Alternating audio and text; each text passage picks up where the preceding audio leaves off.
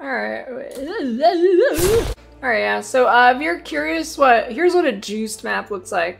Here's like your ideal map. Well, okay, the map isn't juiced, but so here's what this is like what the clear speed for this like caps out at. It goes real fast. This is using the gull and getting all the shrine nodes on your tree, and yeah. Here's what this looks like. If you get either an echoing shrine or a speed shrine, this is what your clear will look like. You can see it's quite fast here. Just when I pop my plague bearer, then I you know, start zooming.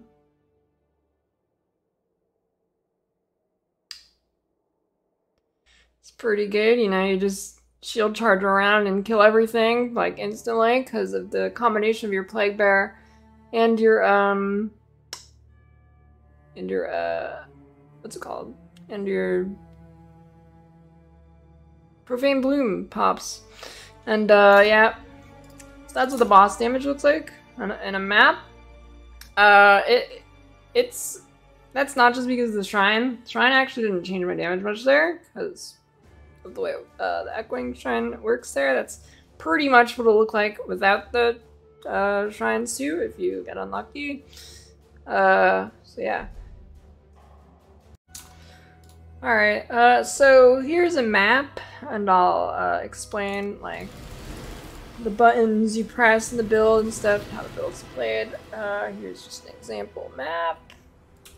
So you're gonna need to blade fall first, and then you detonate the blades with your blade blast. It is a 2-button build. If you don't do that, and you just do blade blast, well, I do 1 blade, and that's not very good. So basically, you find a pack, and then you blow them up. Your Occultist Profane Bloom pops them. So then you have your Plague Bear, and then you can pop your Plague Bear once it reaches max, which at level 20 it's 1.2, and you can just, you know, flame dash around everywhere, or shield charge rather. And you just keep watching that number. When it gets back to full, you can go through the map again. The shield charge, clear everything.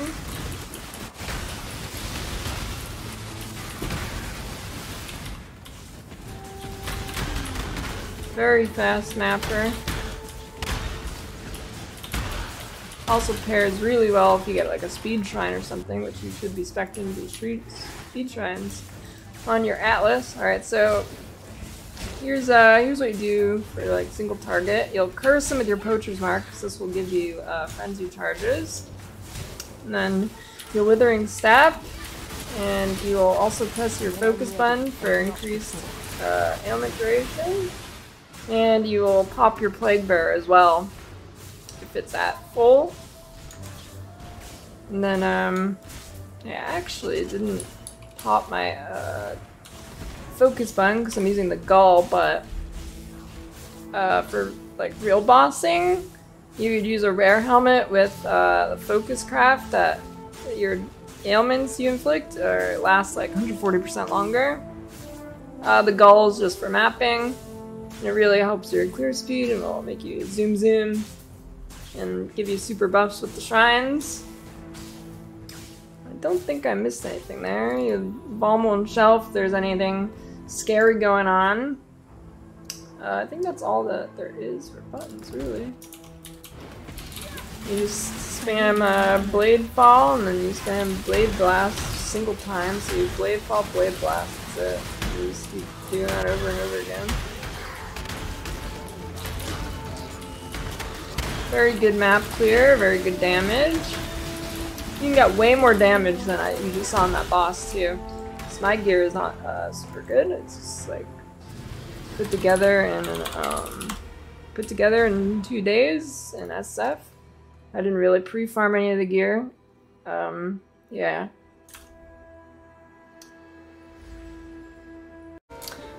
So for the gear, here's how I crafted all in SSF. If you're in Trade League, you can obviously make real better stuff and probably buy better stuff for like 2C.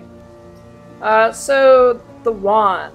Easy way to get a good starter wand is you come to Act 1 and you buy a wand from Nessa, and you'll either want it to be eye level 12 or 13.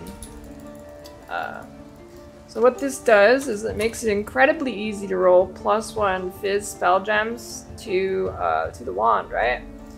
Like, you see I have some here. Just with other random mods.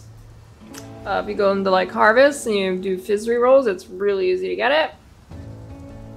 There is a craft or recipe where it's something with gems and you can vendor the gems with the wand for +1, but I'm not sure what that is, but that is an option too. So what you do is you get a wand with +1, and you get a higher base wand, which the best base for this build would be a Heathen Wand. Now you might be thinking, hey, what about Profane Wand? Well, you see I don't have the int to wear it, even though it is slightly better, but you don't get that much int on this build. If you do somehow have enough int on your gear, you can use Profane Wand, but Heathen Wand is the way to go. So then you get a Heathen Wand, and you do something like this with essences. You grab like a woe essence, and you just slap that on there. You can try and get 1 or 2 mods there that has spell and cast speed. So then you take both of them, and what you do is you get a weapon recombinator, put them both in here. Alright, hit the wrong base, but that's fine. So this one failed, but then you can try again. So it kept the spell damage and the cast speed, so that's fine. So then you can try again with these. There, that's got spell damage and +1 fizz now. So that's getting there. Basically, you can keep doing that over and over until you get a good wand. Ideally better than the one I'm wearing. But an easy way you could go would be like getting cast speed, fizz spell, and chaos dot multi. That's easy, relatively easy to do. Like, and then you can try and annul something. Annul some mods craft on it. So here, I'll just hit a null there. Well, I hit the spell damage, so it's pretty much bricked. But say I didn't hit a vital mod, then you can craft on it, and then that's a really perfectly good weapon. If you want to take it a step further, you could annul all the bad mods off and then multi-mod it, and that will give you the best possible weapon. Well, not the best possible, but the best possible weapon that's not going to cost 1,000,000 exalts and is easy to make. So the helmet, where's my helmet? Where's the one I use? Oh, here's the helmet I got. It's not super good, it's pretty bad actually, but basically what you want, this is for bossing primarily, I mean it's fine for mapping too, but what you want is the increased duration of ailments you inflict while focused, and you can get that by just unveiling random helmets from Syndicate. And you just want life, res, suppression if you need it. Suppression is harder to get on this helmet because you need open suffix, so I prefer getting the suppression on like boots and the shield and your chest piece. So I have mana reservation efficiency of skills here on the bassinet helmet here, and yeah, that helps. So this build does have mana issues. That's one of the big issues with this build, and you solve that 2 ways mainly. One way is you get a bunch of mana regen on your gear, and yeah, you get a bunch of mana regen pretty much. So what you could do is you unveil jewelry to get flat mana, and then you can recombobulate it with other good mods you want. The mods you want on your rings is you're gonna want at least 1 ring with life gain for each enemy hit by your spells. This gives you insane recovery whenever you do whenever you cast, because you're hitting like 40 times per cast, so that's like 450 life every single time you cast, or 600, whatever. Somewhere around there. And that's a shaper mod, so you're gonna need a shaper ring. And then the other ring will be 1 with despair on hit. So ideally you want an open prefix on all of your jewelry as well, which I don't. I only have one. This is another way you fix the mana, is you get non-channeling skills with -7 to total mana cost on all of your jewelry. And the way you get that is from unveiling jewelry from Elrion and Syndicate. For the amulet, you can get a amulet with life and +1 fizz gems. You can try and make a +2 if you can do that. You can get like damage over time and +1, you know, anything like that. A marble amulet. So this build also doesn't have much life regen, so you're gonna want to get life regen where you can. So marble amulet's good. Your best in slot annoyant will be corruption.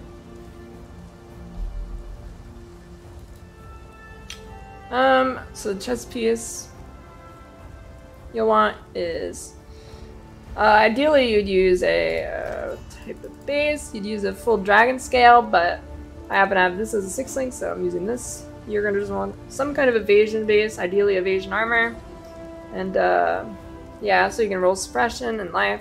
And then you're gonna want the prefix, one prefix to be open, so you can craft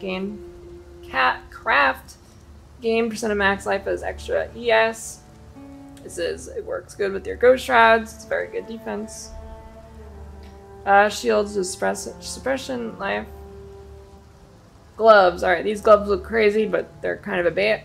The only thing you actually want on them is faster casting, which is a shaper mod, and life, basically. And ideally this would be a evasion armor base too, but I messed up, so I have random bad base with shaper. So you'd put your blade fall setup in these gloves, so they're a pseudo 5-link. And yeah, so you're gonna, well, I'll get to the links later. Kind of go over that. Your belt, just random belt, life, whatever. Boots, suppression, life, movement speed. You're gonna want to craft gain onslaught, kill craft. That's a good craft. Obviously, it gives you onslaught. Those are the implicits I'm using. Percent fizz damages extra chaos, 4% action speed. I'm not sure if those are the best, but if they are not, they're very close to the best. The implicits on this one is increased armor and 20% increased effective non-curse auras. You know, I mean, those aren't really best in slot either, but they're pretty darn good. What else? In terms of items. Jewels, you're just gonna want life, cast speed, and ideally like dot multi, but I have damage, so it's fine. Damage with poison works too. Your cluster jewel. I only have this one right now. You want increased fizz damage, and you'll want these mods. You want massive fundamentals for some res, battle hardened for the evasion and armor, and furious assault. I'm not sure if there's a better one you can get. Maybe like Grim Oath or something. I'm not sure if that can roll there, but basically the main two you want are the Master Fundamentals and Battle Hardened. That's a good little defense bonus.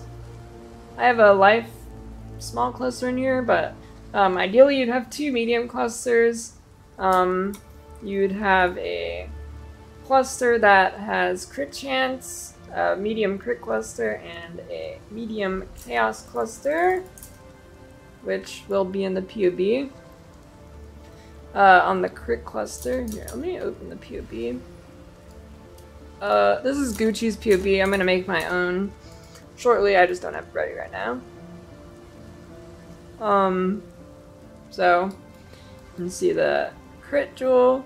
You want overwhelming malice for unholy might. That's a huge damage boost, as you can see right there, and that should be pretty much always up because you're hitting so many times. You're gonna bound to crit. Quick getaway. So here's another important one. Is you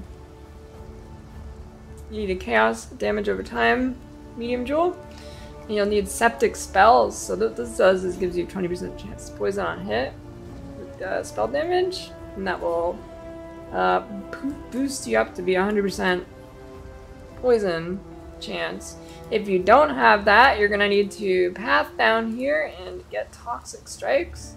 Otherwise, you won't be at 100% chance to poison.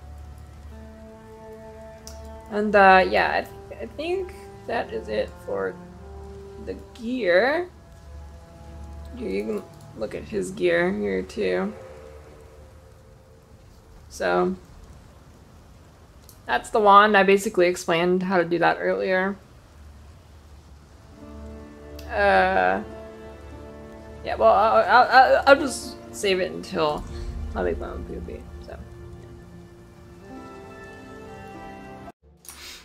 alright, so here's the PvP, and I've updated it now to have leveling trees, and it has some nice notes section. Make sure you check the notes section out. Alright. So here's what your tree will look like at level 35, and I'll go through it. So you go up through here, you'll grab this. I wouldn't grab that right away, maybe a bit later, maybe like Act 2 or 3. Just the res and the stat requirements is nice. Come down here, you can skip this for now. Come down here, grab this. And then you can grab these. Then you can grab this if you want, or you can go up around here and then grab this, and then do this last. Not a huge deal either way. And then you'll come and grab the claw cluster here, or claw wheel. Get the life gain on hit by each attack mastery. This is very good for keeping you alive early. Like, it is insanely good. For this one, you'll get the flat life mastery. Here you get the increased poison duration mastery. Then you'll come down and you can grab the life nodes. And then you'll also grab this mastery, 10% increased max life.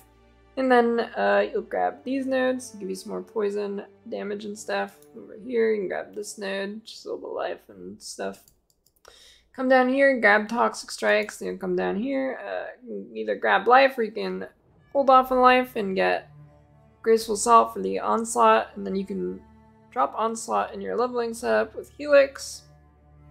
And yeah, and then you can swap to another damage gem. Grab these life things.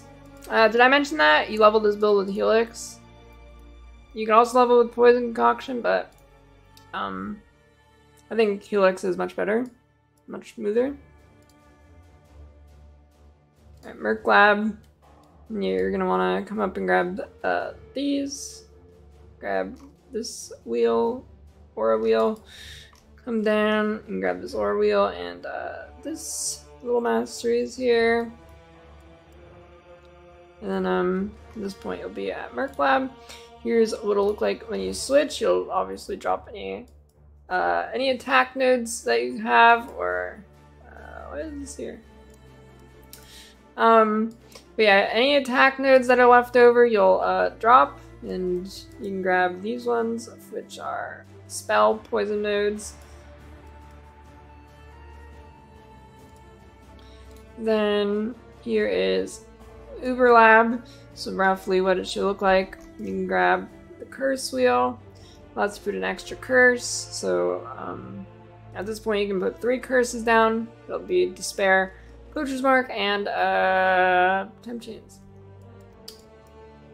Grab the suppression stuff here, and yeah, I think that's about it. You'll grab Ghost Dance at some point. You grab Ghost Dance when you have a couple hundred energy shield and you have a decent amount of evasion rating.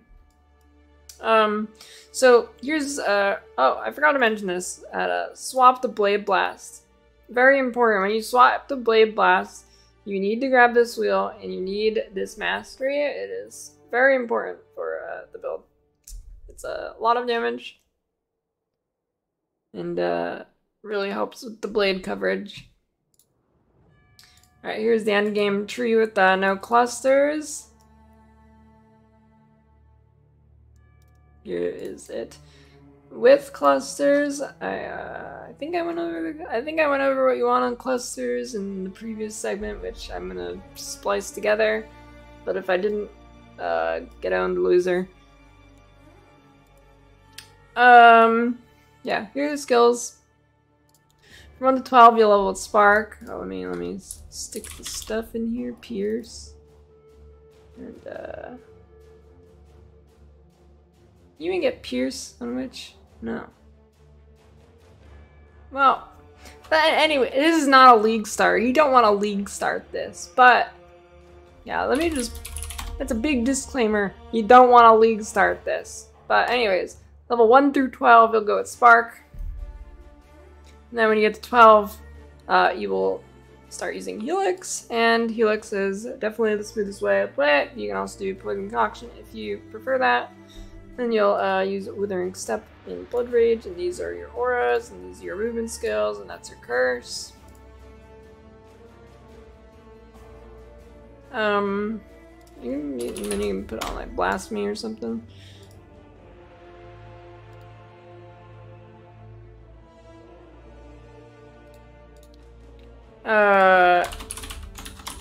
Yeah. Yeah, here are your endgame things. I mean, I don't really need to go through it, but whatever. Your items. I think I went over the items already, too. Here are the notes. Definitely read the notes. Don't come into my stream and ask me questions that are answered in the notes. Or do. I don't care. I'll probably just ignore you. Yep. That's, what is here? Alright, yeah, that's about it, I think. I think I went through everything. Yep.